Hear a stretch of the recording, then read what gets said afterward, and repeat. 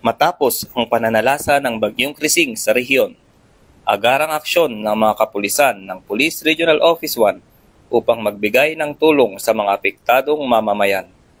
Nagsagawa ang mga kapulisan ng iba't ibang humanitarian assistance tulad ng evacuation, relief distribution, clearing operations, at libreng sakay sa mga lugar na sinalanta ng matinding ulan at pagbaha dulot ng bagyo.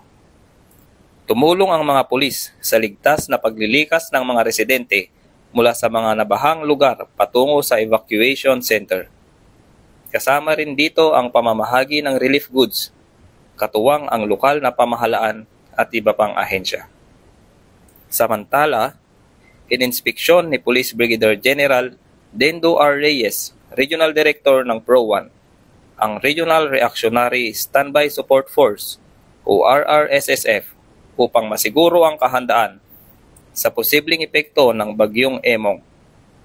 Layunin ng inspeksyong ito na matiyak ang kahandaan ng mga kagamitan at masiguro ang mabilisang pag-deploy ng mga tao.